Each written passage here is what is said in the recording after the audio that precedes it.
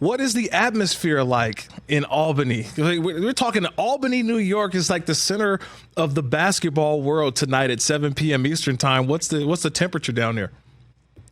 Well, it has been gearing up for this. I mean, like the whole time, ever since the bracket dropped, people were hoping that we'd get this Elite Eight matchup with Iowa and LSU. And I've got to tell you, there's a ton of Iowa fans here. They travel anywhere and all over the country. LSU's got a bunch of loud fans as well.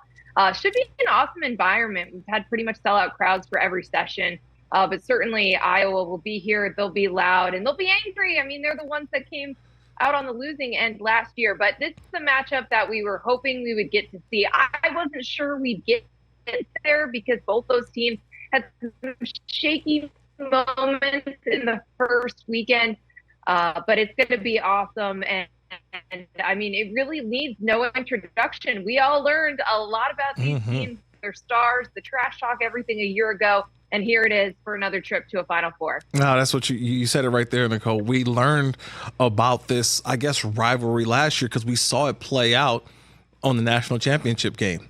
And I think that when you talk about college basketball, one of the biggest rivalries always Duke, North Carolina.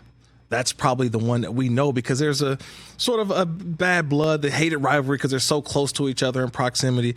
But because it's LSU, because it's Iowa and how things went down in the national championship, we've kind of waited all season long for hopefully the rematch. Now, we thought it would maybe be in the Final Four, even the national championship game again.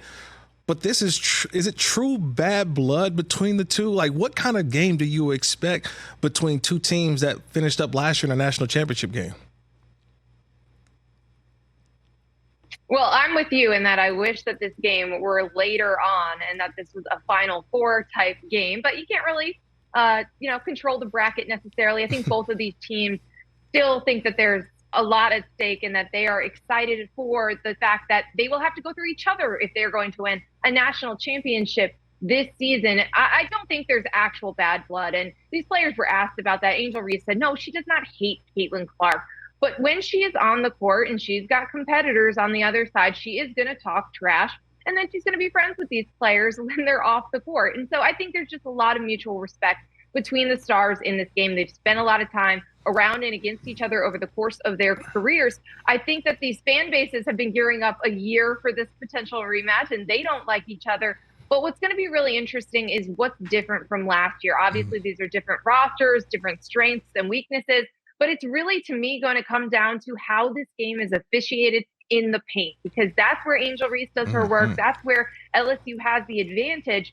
And it's going to be really interesting because I think that's where the game will be won or lost. Last question for you, Nicole, is because you go across the country. You are at some of the biggest events in college sports, NFL, professional sports as well. But you've covered, obviously, college football and some of the biggest matchups and the biggest games, and obviously college basketball as well. Where does tonight's game sort of rank in terms of LSU and Iowa? Where does that rank for you in some of the many games that you've covered throughout your throughout their journalism career?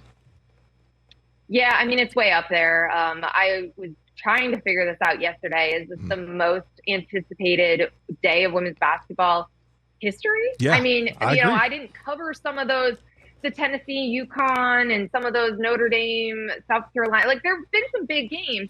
But in terms of the actual anticipation and the lead up to it, the fact that people are wondering, could this break the viewership record that was set at the championship game last year, even though it's on ESPN? Like, the fact that we're asking those questions is pretty remarkable, and it shows just a different level of anticipation. And it's not just LSU Iowa, which I think adds to it, because you still have Paige Beckers and Juju Watkins in the nightcap. And you have all of these stars that obviously draw us into the women's game. But also it's the present and the future, because Juju and Paige are going to be the faces of the sport next year. You have the history of UConn, but then they kind of fallen off as parity has increased across the sport. So you have a lot of different storylines coming to a head. And then, of course, Caitlin Clark has set so many different viewership and attendance records. So you add all of that, plus they were the team that lost. They're the team that's trying to avenge that loss.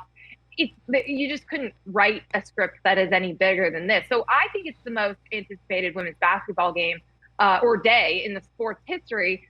I understand people would argue with that. People might even say last year's championship game was actually the most anticipated.